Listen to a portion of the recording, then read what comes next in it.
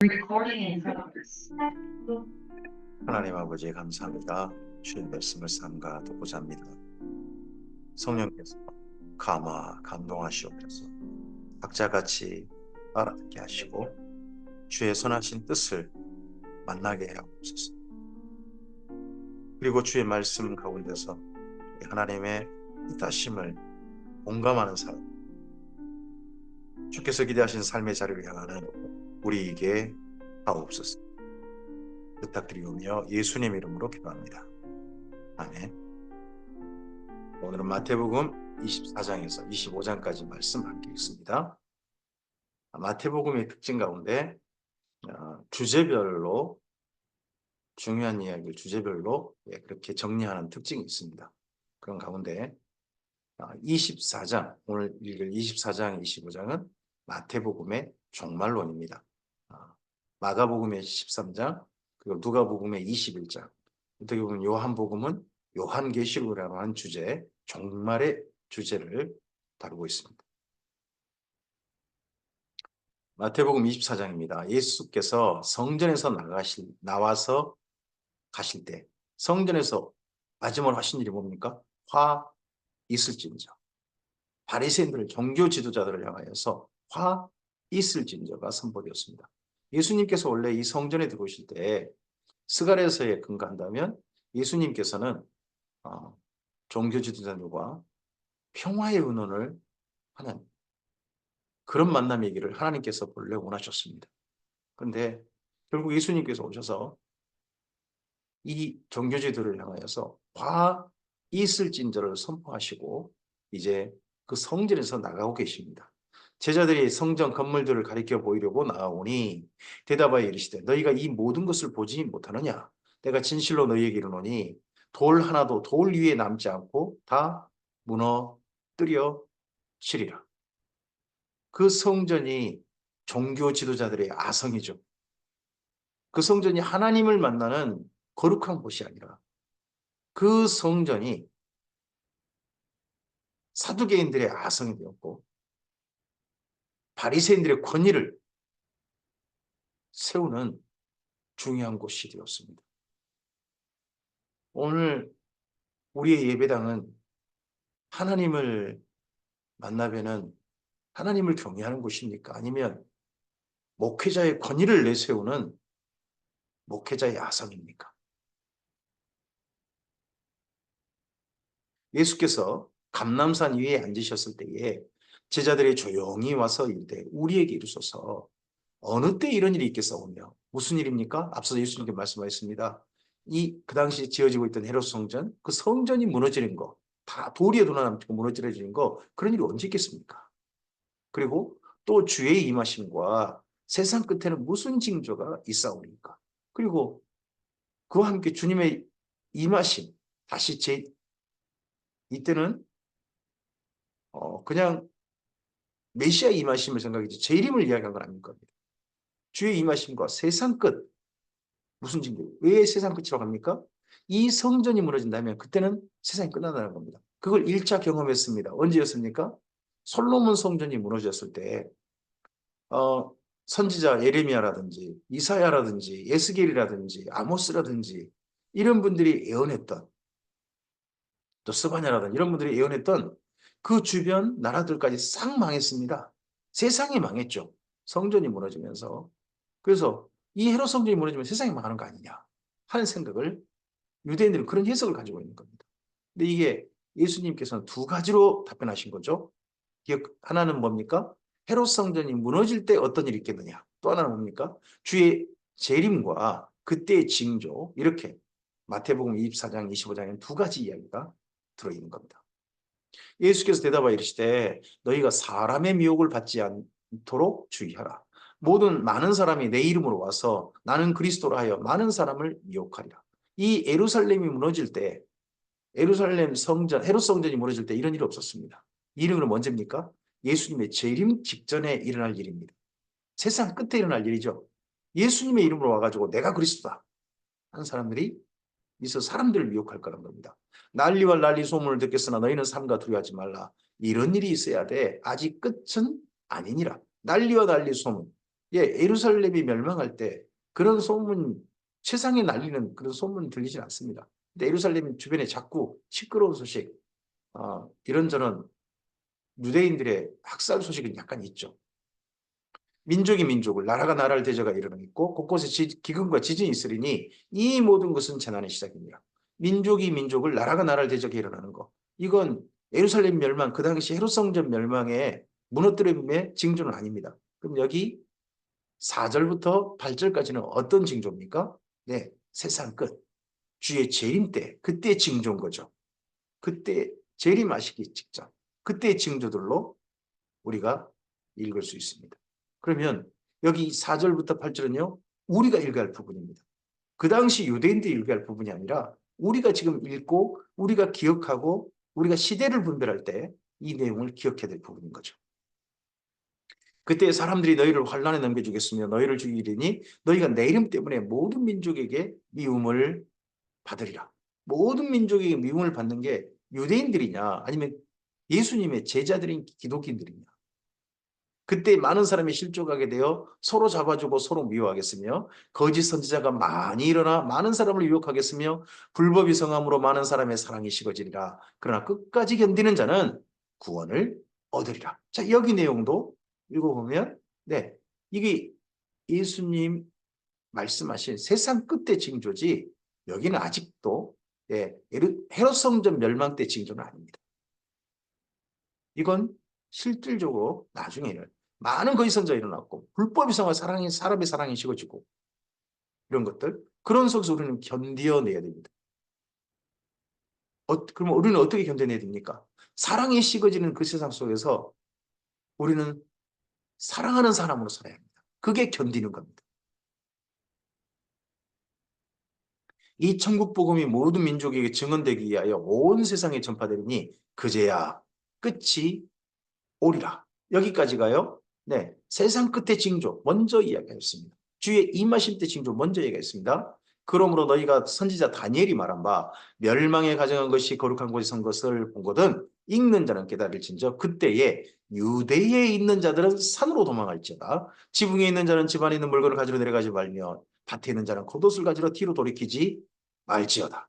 예, 여기 15절부터는요. 1차 이게 중복된 예언일 수 있습니다. 15절은 멸망에 가정한 것이 거룩한 곳, 거룩한 장소에 선 것을 보거든. 거룩한 장소가 어디입니까? 이스라엘 민족이 생각하는 거룩한 장소는 오직 한 곳입니다. 성전입니다. 예루살렘 성전. 그 당시 헤롯 성전이에요. 그럼 헤롯 성전이 돌 위에 돌 위에 남지 않고 무너질 때 그 직전 징조가 무엇입니까? 그 헤롯 성전에 멸망에 가정한 것들이 꽉 채우는 겁니다. 이스라엘 민족이 겪은 멸망에 가정한 것은 므낫세가 성전 안에 채운 온갖 만신전과 그리고 아세라 목상이었습니다. 그리고 여기 마태복음 있기 전에 또 한 번을 체험해서 또 한 번을 겪었습니다. 그게요. 예, 제우스 신상입니다. 3년 반이나 제우스 신상이 세워져 가지고 헤롯 이 성전에서 돼지 피를 뿌렸던 그 기간입니다. 그리고 한 번 더 여기에 이 성전에 열심당이라 불리는 시칼이라 불리는 그 사람들이 성전을 차지하기 위해서 그 성전 주도권을 잡기 위해서 강도 떼들끼리 그 성전에서 싸움을 벌입니다. 무려 강도 떼 세 떼가 서로 싸움을 벌여가지고 그 성전을 차지하려고 합니다. 그러다 보니까 성전에서 어떻게 보면 돼지 피도 뿌려지고 그런 참 슬픈 일이 있었는데 이번에는요. 재물의 피가 아니라 강도 떼의 피가 흘립니다. 그들이 바로 멸망의 가져온 것이 되고 맙니다. 그런 것처럼 나중에 언젠가 예수님 재림 직전에도 유대교 성전이 세워지고 그곳에서 멸망에 가정한 것이 선 것이 마지막 예수님 재림의 징조일 수도 있을 겁니다. 그러나 거기 16절 이하는 우리 이야기 아닙니다. 이건 유대인들 이야기입니다. 유대에 있는 자들은 산으로 도망할지어다. 이것은요. 그 당시 유대인들이 겪었던 일이고 그들의 속담입니다.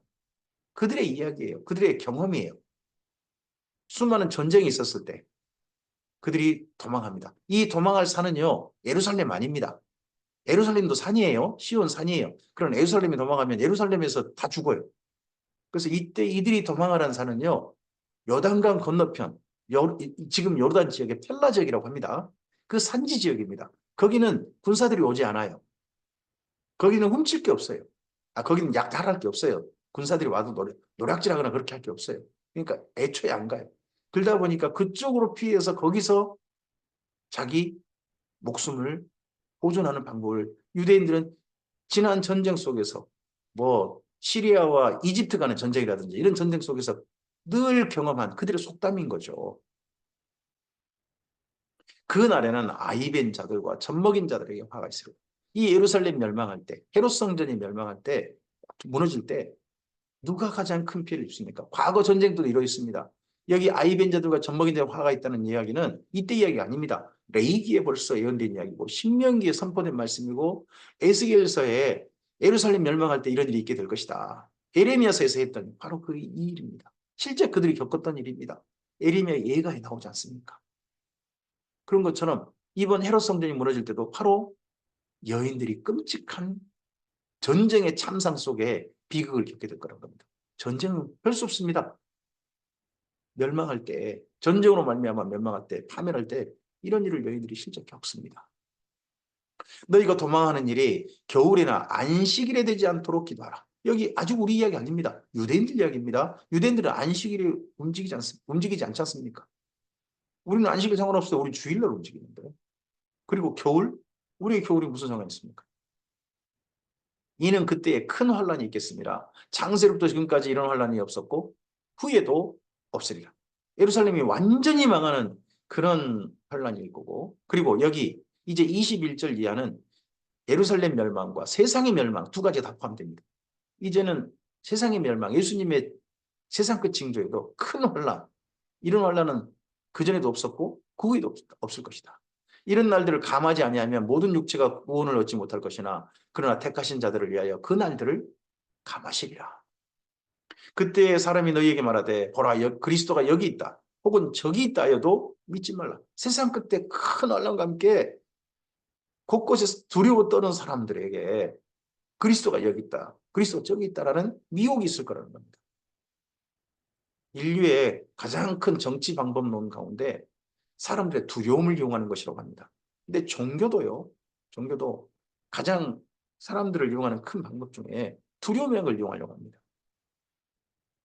성경은 하나님은 두려움을 이용하지 않으십니다. 하나님은 사랑하기를 원하십니다. 사랑으로서 역사는 믿음으로서 살기를 원하십니다. 사랑은 두려움을 이겨냅니다. 믿음은 두려워하는 세상을 이깁니다. 우리는 사랑으로 움직여야 되는데 가짜 종교들은 사람들의 두려움을 이용하려고 합니다. 거짓 그리스도들과 거짓 선자들이 일어나 큰 표적과 기사를 보여 할 수만 있으면 택하신 자들도 미혹하리라. 마지막 때 가짜 종교들의 특징이 뭡니까? 큰 표적과 기사다 하는 것은 우리가 기억해야 된다는 겁니다. 보라 내가 너희에게 미리 말하노라. 그러면 사람들이 너희에게 말하되 보라 그리스도가 광야에 있다 해도 나가지 말고 보라 골방에 있다 해도 믿지 말라. 번개가 동편에서 나서 서편까지 번쩍임 같이 인자의 임함도 그러하리라. 아멘입니다. 죽음이 있는 곳에는 독수리들이 모일 것입니다. 예수님의 재림 때에 수많은 시체들이, 수많은 죽음들이 이 땅 가운데 덮일 겁니다. 예수님의 끝까지 대적하는 자들이 있습니다. 그런 자들의 그 입에 검으로써 우리가 어떻게 하는가 예수님께서 처리하실 것입니다. 그때에 수많은 새들, 이런 새들 보고 모이라고 하는, 먹으라고 하는 천사들의 초대가 요한계시록에까지 있지 않습니까? 그날 환란 후에 즉시 해가 어두워지며 달의 빛을 내지 아니하며 별들이 하늘에 떨어지며 하늘의 권능들이 흔들리리라. 이 말씀이 29절 말씀이 실제 세상의 징조라고 저는, 특히 세상 끝의 징조라고 저는 생각합니다. 실제 일어날 것이다. 그때 인자의 징조가 하늘에서 보이겠고 그때 땅의 모든 족속들이 통곡하며 그들이 인자가 구름을 타고 능력과 큰 영광으로 오는 것을 보리라. 이 또한 실제 있을 일입니다. 왜 그렇습니까? 예수님께서 제자들이 보는 앞에서 부활하셔 승천하셨습니다. 직접 그들은 목격했습니다. 구름이 가리워져서 예수님의 승천하신 모습이 더 이상 보이지 않았습니다. 예수님의 재림 때요. 예, 요한계시록에서 말씀합니다. 보라, 구름 타고 오리라. 그 구름 타고 오리라고 그렇게 하나님 말씀을 전하는 이가 누굽니까? 성천한 것을 목격한 사도 요한입니다. 사도 요한 천사에게 들었던 얘기 아닙니까? 가시던 모습 그대로 오실 것이다. 그러므로 사도 요한은 자기가 본 그대로 다시 오실 것이라고 믿었습니다. 그래서 선포합니다. 오라, 구름 타고 오신다. 그가 큰 나팔 소리와 함께 천사들을 보내리니 그들이 그의 택하신 자들을 하늘 이 끝에서 저 끝까지 사방에서 모으리라. 이 모으는 사람들 속에 우리들이 있기를 바랍니다. 무화과 나무의 비유를 배우라. 그 가지가 연화해지고 잎사귀를 내면 여름이 가까운 줄을 아나니. 우리나라는 봄, 가을이 있죠. 그러나 그게 가나안 땅에는요. 겨울 있고 바로 여름입니다. 겨울, 네, 그때 우기입니다. 우기가 지나서 이제 막 곡식을 거두고 그 다음 건기로 갈 때 그때 날씨가 이제 막 더워집니다. 더워질 때 정도에 무화과 나무가 순식간에 가지를 내는 거죠. 잎사귀가 나는 거죠. 그럼 여름이네 바로 압니다. 그들은 그렇게 압니다. 그와 이와 같이 너희도 이 모든 일을 보거든. 중요한 게 뭡니까? 무화과 나무 중요한 게 아닙니다. 앞서서 예수님께서 말씀하신 그런 일들이 징조가 나타나는 것을 보거든. 이게 말세를 보는 시각입니다. 말세를 보는 우리의 분별력입니다. 모든 일을 보거든. 인자가 가까이 있고 문 앞에 이른 줄 알라. 그러면 우리가 말세를 준비해가는 정말 세상 것을 준비해가는 주의 재림을 준비해가는 중요한 방법이 뭡니까? 진단 방법이 사건을 보는 겁니다. 시간 따지지 않는 겁니다. 시간은 주님께 있고 우리에게는 사건을 보라고 하신 겁니다. 이러이러한 사건이 있을 것이다. 내가 진실로 너희에게 이르노니 이 세대가 지나가기 전에 이 일이 다 일어나리라. 자, 특별히 여기 34절 말씀은요. 그 당시 헤롯 성전 멸망에 대한 이야기로 읽어보시기 바랍니다. 헤롯 성전 멸망을 지금 예수님 선포하신 때가 AD 30년경이십니다. 십자가에 달리시지 않습니까? 그리고 난 다음에 어떻게 됩니까? 40년 후, 40여 년 후 예루살렘 AD 70년에 예루살렘이 멸망합니다. 한 세대입니다. 한 세대. 한 세대 조금 못 되는 시간들입니다.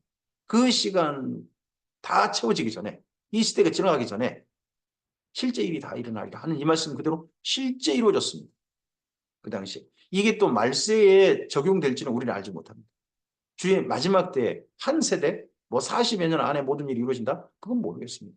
하지만 이건 1차적으로 헤롯 성전이 돌이 돌아남지 않고 무너지는 것은 실제 이 말씀대로 이루어졌습니다. 천지가 없어질지언정 내 말이 없어지지 아니하리라. 그러나 그 날과 그때는 아무도 모르나니 하늘의 천사들도 아들도 모르고 오직 아버지만 아시느니라. 그러면 우리는 시간에 대해서 따질 게 없습니다. 우리는 뭐만 보는 겁니까? 사건. 이 세상의 징조들. 이것들만 보고서 주의 재림을 준비해가는 겁니다. 노아의 때와 같이 인자의 몸도 그러하리라. 홍수전에 노아가 방주에 들어가던 날까지 사람들이 먹고 마시고 장가들고 시집가고 있으면서 홍수가 나서 그들이 다 멸하기까지 깨닫지 못하였으니 인자의 임함도 이와 같으리라. 그러면 주의 재림 때까지 이 일상생활은 사람들의 일상생활은 계속 된다는 겁니다. 지금 뭐 곳곳에 전쟁이 있고 뭐 여러 가지 어려움도 있지만 지구 대부분의 사람들의 일상생활은 그대로 유지되지 않습니까? 이거 실제 그렇게 그때까지 그럴 것이다. 그러니까 더더구나 웃게 되는 거죠. 우리나라도 북한과의 전쟁 할 거냐 말 거냐, 있을 거냐 아닐 거냐, 우린 실제 일어날 때까지 모릅니다. 지금 너무 편하고 지난 밤에도 푹 잤고 오늘도 전쟁 생각하지 않고 그냥 살 거 아니겠습니까? 또 심지어 그럴 겁니다. 내가 전쟁을 부추긴다고 해서 북한이 쳐들어 내려오겠냐. 이런 사람도 있을 것입니다. 그걸 정치적 전략으로 이용하려고 해먹지. 실제 전쟁이 일어나겠냐. 장담은 안 되는데 하여튼 그렇습니다. 사람들은. 이때도 마찬가지인 겁니다. 주의 재림 때 사람들도.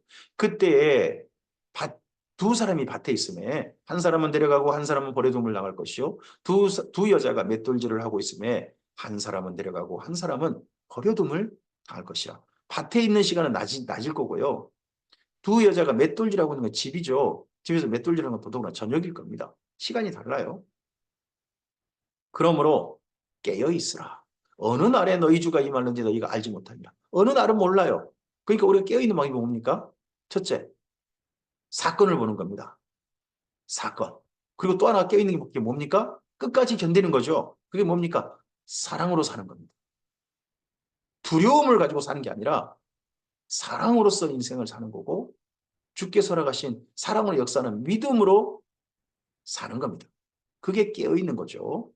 너희도 아는 바니 만일 집주인이 도둑이 어느 시각에 올 줄을 알았더라면 깨어있어 그 집을 뚫지 못하게 하였으리라. 그러므로 너희도 준비하고 있으라. 생각하지 않은 때에 인자가 오리라. 우리가 생각하지 않은 때는 몰라요. 그냥 사건들을 보면서 준비해 가는 거예요. 충성되고 지혜 있는 종이 되어 주인에게 그 집 사람들을 맡아 때를 따라 양식을 나눠줄 자가 누구냐. 자, 이 여기 말을 또 오해하는 부분들이 너무 많아요. 때를 따라 양식, 때에 따른 양식 해가지고 재림 때는 따로 먹을 말씀이 있다고 이렇게 생각하는 사람도 있어요. 전혀 아니고요. 충성되고 지혜 있는 종이 되어서 주인에게 그 집 사람들을 맡아, 그 집 사람은 누굽니까? 그 집에 있는 종들입니다. 종들을 맡아서 때를 따라 양식 나눠주는 건 뭡니까 그러면?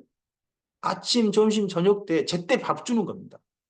그러면 충성되고 지혜 있는 종이라는 사람은요. 네, 그 집 하인들을, 종들을 관리하는 종인 거죠. 청직이라 소위 부르죠. 그런 사람인 거예요. 그 사람이 해야 될 일이 뭡니까? 집의 하인들 전체를 잘 관리해가지고 제때 밥을 먹여서 주인이 맡기신 일들을 할 수 있도록 전체를 관리하는 일이겠죠. 그게 이 사람이 충성되고 지혜 있는 겁니다. 주인이 올 때에 종이 이렇게 하는 것을 보면 그 종이 복이 있으리라. 자기 일 하는 거죠. 자기 일. 자기에게 맡겨진 일들을 내가 진실로 너희에게 이르노니 주인이 그의 모든 소유를 그에게 맡기리라. 그와 반대로 만일 그 악한 종이 충성되고 지혜 있는 종이 있고요. 악한 종이 마음에 생각하기를 주인이 더디오리라 하여 동료들을 때리며 술 친구들과 더불어 먹고 마시게 됩니다. 자기 일 안 하고 해야 할 일 안 하고 주인 아직 안 올 거야. 나중에 올 때 한참 하면 되지. 지금은 밑에 자기가 관리해야 될 직원들 마음껏 그냥 갑질하고 자기는 일도 안 하고 니네 일해 그러고 자기는 나가서 흥청망청 그러고 있고 하다가 생각하지 않은 날 알지 못하는 시각에 그 종의 주인이 이르러 어미 때리고 외식하는 자가 받는 벌에 처하리니 거기서 슬피 울며 이를 갈려. 그럼 깨어있는 게 뭡니까? 깨어있는 것 세 번째가 우리가 자기 일 하는 겁니다. 주님께서 주인이 맡겨주신 일, 주님께서 우리에게 맡겨주신 일들을 성실하게 오늘도 하며 사는 것이 깨어있는 겁니다. 마태복음 25장입니다. 자, 마태복음 24장은요. 세상 전체의 종말의 이야기라면 마태복음 25장은요. 교회의 종말이라고 생각하시면 좋겠습니다. 교회. 대상이 한정됩니다. 모든 사람이 대상이 아니에요. 그때의 천국은 마치 등을 들고 신랑을 맞으러 나간 열 처녀와 같다 하리니. 이때 천국. 마태복음의 천국은요. 예수님이에요. 근데 마태복음 천국 또한 또 예수님이자 또 뭡니까? 예수님의 몸인 교회입니다. 교회를 가리켜 또한 천국이라고 하는 겁니다. 천국은 마치 등을 들고 신랑을 맞으러 나간 열 처녀와 같다 하리니 그 중에 다섯은 미련하고 다섯은 슬기 있는 자라. 미련한 자들은 등을 가지되 기름을 가지지 아니하고 슬기 있는 자들은 그릇에 기름을 담아 등과 함께 가져갔더니 신랑이 더디옴으로 다 졸매잘세. 이 열 처녀는요. 신랑을 맞으러 나간 신랑이 그 집에 오는 것을 기다리고 있는 사람들입니다. 기다리고 있는 사람들이. 예수님의 재림을 기다리고 있는 사람들은 교회에 다니는 사람들이죠. 교회 안 다니는 사람들은요. 아니에요. 이 땅에 있는 사람들이 전부 다 예수님 재림 기다리지 않습니다. 그러나 교회 다니는 사람들, 그래서 교회 다니는 사람들이 열처녀인 겁니다. 근데 열처녀는 신부 아닙니다. 신부의 친구, 신부의 들러리들. 신부는 신방에 있고요. 신랑을 그 신방으로 인도할 역할을 할 들러리들, 신부의 친구들인 거죠. 밤중에 소리가 나되 하필 밤중에 신랑이 왔어요. 보라 신랑이로다 맞으러 나오라 하매 이에 그 처녀들이 다 일어나 등을 준비할세. 밤중에 이제 신랑을 그 신방으로 인도해야 되니까요. 미련한 자들이 슬기 있는 자들에게 이르되 우리 등불이 꺼져가니 너희 기름을 좀 나눠달라 하거늘. 아, 기름이 지금 성기름 이런 거 아니겠죠. 그 당시는 올리브 기름이나 이런 기름일 겁니다. 그런 기름을 해가 신재해가지고 태우는데 이게 오래가는 등불은 아닌 것 같습니다. 좀 나눠달라 하거늘 슬기는 자들이 대답하여 이르되 우리와 너희가 쓰기에 다 부족할까 하노니 차라리 파는 자들에게 가서 너희 쓸 것을 사라. 이 밤중에 나가면 파는 자들이 팔지는 모르겠습니다. 밤중이라는데 그들이 사러 갔어요. 사러 갔어요. 등불을 사러 갔어요. 그때 신랑이 왔답니다. 아이고, 준비하여 있던 자들은 함께 혼인잔치 들어가고 문은 닫혀버렸어요. 그럼 5명은 미리 준비한 자들이죠. 사러 간 사람들 못 들어갔어요. 그 후에 남은 처녀들이 와서 이들이 누굽니까? 맨 처음에 기름 준비 안 했다. 밤중에 올 거라 생각 못하고 그냥 등만 형식적으로 가지고 있다가 밤에 오는 바람에 어, 기름, 올리브 기름이나 이런 거 어떻게 구하러 나간 사람들이겠죠? 그 처녀들이 와서 이르되 주여 주여 우리에게 열어주소서. 자기들도 이 혼인잔치에 참여할 사람들이란 거죠. 이 당시 이스라엘 민족의 혼인 풍습은요. 신랑이 오면 문 닫는다고 합니다. 더 이상 못 들어온대요. 들어올 수 없답니다. 그리고 문 닫히고서 그 신부의 보통 신부의 집에서 며칠간 일주일이나 그렇게 잔치를 한다고 합니다. 대신에 그 안에 들어온 사람만 더 이상 손님 맞지 않고 그렇게 한다고 해요. 대답하여 이르되 진실로 너희에게 이르노니 내가 너희를 알지 못하노라 하였느니라. 그런즉 깨어 있으라. 너희는 그날과 그때를 알지 못하느니라. 먼저 첫 번째 기름 준비하라는 겁니다. 기름 준비를 앞서 있는 표현으로 연결해서 깨어 있으라 하셨죠. 깨어 있는 게 뭡니까? 깨어 있는 거 시대의 징조를 보는 겁니다. 깨어 있는 게 뭡니까? 예, 끝까지 견디는 겁니다. 사랑으로 사는 겁니다. 세상에 불법이 성하고 사랑이 식어져도 우리는 바르게 살고 그런 가운데서 사랑으로 사는 겁니다. 또 깨어있는 게 무엇입니까? 주님께서 부탁하신 일들을 감당하는 겁니다. 그걸 잘 해내는 겁니다. 때에 따른 양식을 나눠줄 자, 우리에게 맡겨주신 일들을 그걸 잘 해내는 겁니다. 바로 그러한 사람들이 깨어있는 겁니다. 그게 기름 준비한 그러한 처녀들인 거죠. 또 어떤 사람이 타국에 갈 때에 그 종들을 불러 자기 소유를 맡긴 것 같으니 여기 그러면 깨어있다는 게 뭐냐 하는 걸 그 다음 이야기하는데 그게 달란트 비유입니다. 깨어있다. 자기 소유를 맡긴 것 같으니 각각 그 재능대로 한 사람에게 금 5달란트를 한 사람에게 2달란트를 한 사람에게는 1달란트를 주고 떠났더니 우리가 각각 맡은 일 때에 따른 양식은 때에 따른 양식을 맡는다고 하는데 각자가 맡은 일은 주님께서 똑같은 일을 맡기신 건 아닙니다. 우리의 재능과 능력을 따라서 각각 맡겨주셨을 것입니다. 그럼 맡겨주신 일들을 성실하게 하는데 가치 없는 건 없습니다. 여기 1달란트도요, 금이 30kg가 넘어요. 30kg. 30돈도 아니고 30kg. 어마어마한 양이죠. 몇 조는 될걸요. 바로 그런 돈을 맡았어요. 그 돈을 가지고 무슨 일을 할 수 있죠?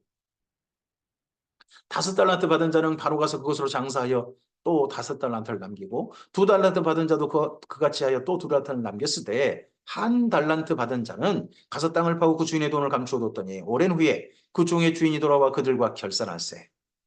5달란트 받았던 자는 5달란트를 더 가지고 와서 이르되 주인이여 내게 5달란트 주셨는데 보소서 내가 또 5달란트를 남겼나이다. 여기 주인이 언젠가 와서 결산할 거란 겁니다. 종들에게 맡긴 일을 잘했는가 볼 거라는 거죠. 근데 오랜 후라는 표현이 상당히 의미심장합니다. 그 당시에 사도들과 많은 사람들은 자기들이 살았을 때 주님 오신다는 생각을 많이 가졌습니다. 초창기에. 예수님 승천하시고 난 다음에는.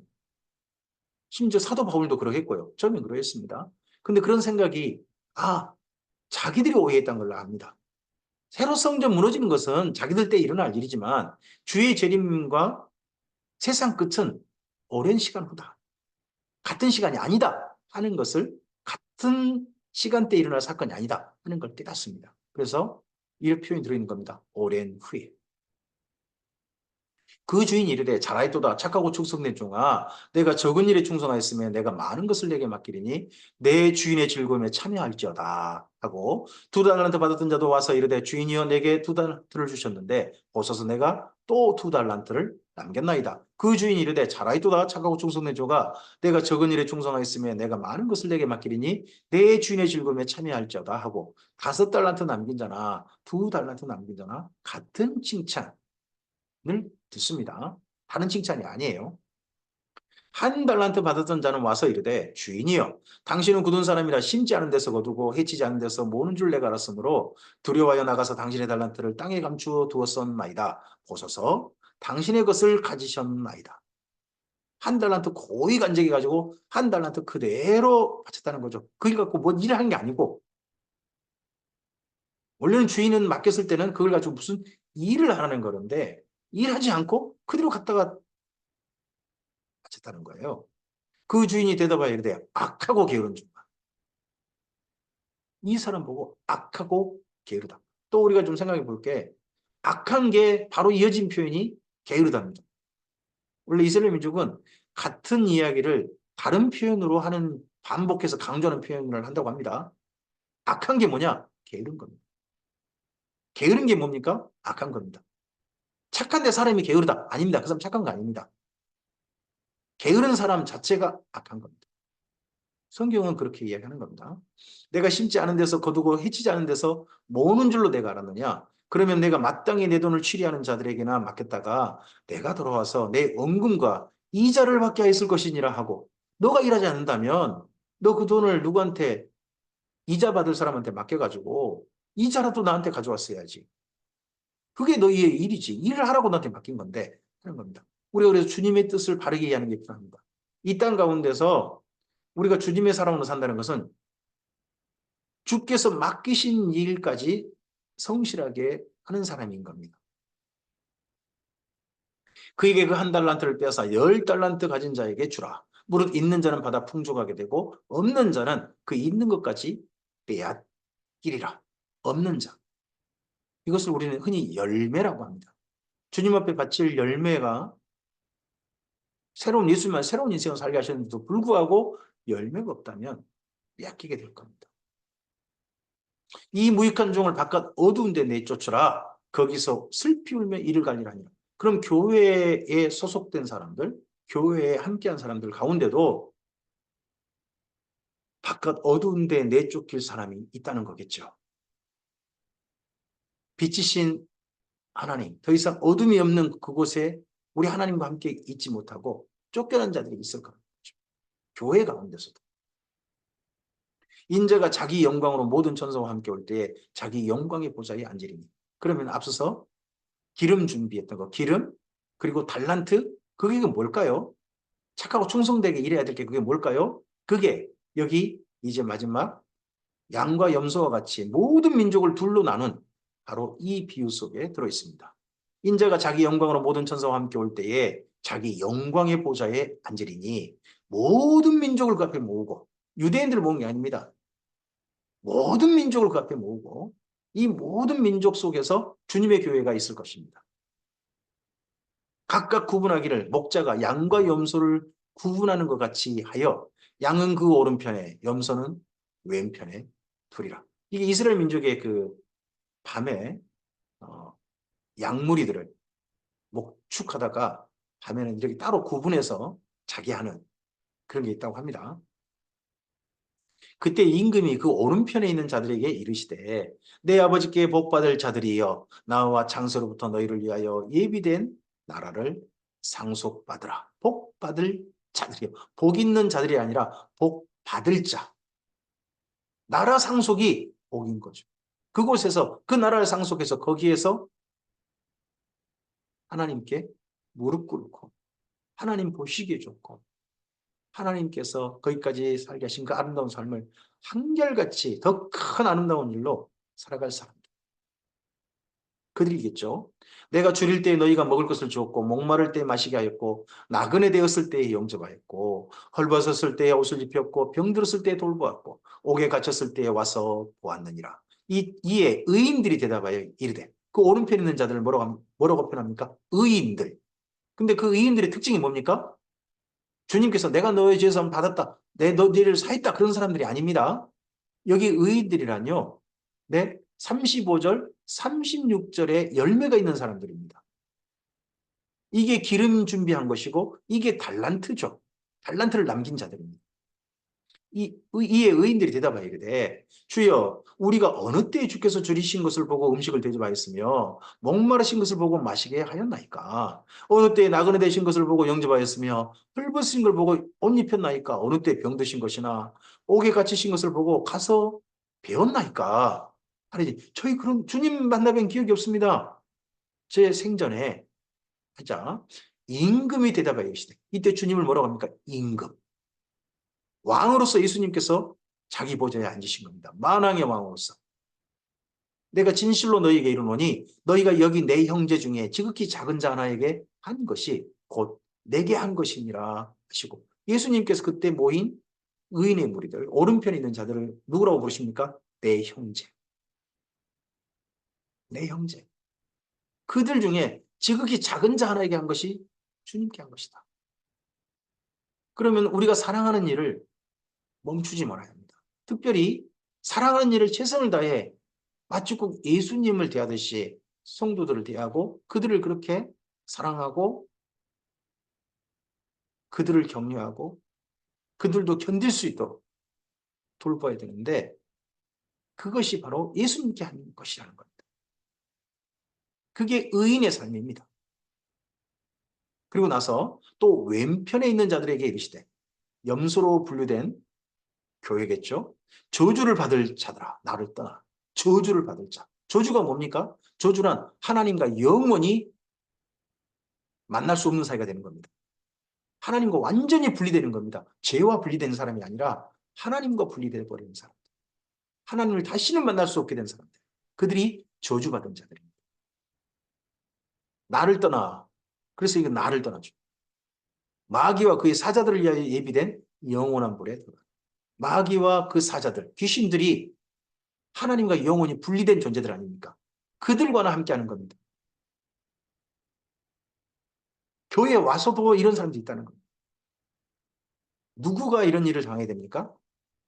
내가 줄일 때 너희가 먹을 것을 주지 아니했고 목마를 때 마시게 하지 아니했고 나그네 되었을 때 영접하지 아니했고 헐벗었을 때 옷 입히지 아니했고 병들었을 때와 옥에 갇혔을 때 돌보지 아니하였느니라 하시니 그들도 대답하여 이르되 그들은 억울한 거죠. 주여 우리가 어느 때에 주께서 줄이신 것이나 목마르신 것이나 나그네 되신 것이나 헐벗으신 것이나 병드신 것이나 옥에 갇힌 것을 보고 공양하지 아니하더이까 저희는 주님 뵌 적이 없습니다. 주님 뵀으면 이런 거 마땅히 했겠죠. 그런 겁니다. 이들이. 이에 임금이 대답하여 이르시되 이때 판결하신 분이 임금인 거죠. 예수님께서 그때 재판 최고의 재판관으로 앉으신 거죠. 그래서 재판을 하시는 겁니다. 내가 진실로 진실로 너에게 이르노니 이 지극히 작은 자 하나에게 하지 아니한 것이 곧 내게 하지 아니한 것이니라 하시리니 그들은 영벌에 의인들은 영생에 들어가리라 하시니라. 주님의 교회까지 들어왔는데 믿음으로 살지 않고 사랑으로 살지 않아가지고 마귀들과 귀신들과 함께할 자리나 가게 되고 하나님과 영원히 만날 수 없게 된다면 이것만큼 슬프고 안타까운 일이 어디 있겠습니까? 그래서 주님께서 교회에게 말씀하십니다. 깨어 있으라. 우리 깨어 있는 것은 잠을 안 자는 거 아닙니다. 깨어 있는 것이란 또 기도 열심히 해가지고 오래 하는 거 아닙니다. 여기 말씀에서는 뭡니까? 나중에 겟세마네 동산에 깨어 있으라는 것은 기도하라는 거지만 여기 24장, 25장에서 깨어 있으라는 것은 첫째, 세상의 징조를 분별하는 겁니다. 말세의 징조를 분별하고 우리는 끝까지 견디는 겁니다. 그 사랑이 식어지고 불법이 성해지는 가운데서 우리는 불법을 저지르지 아니하고 우리는 사랑으로 세상을 사는 겁니다.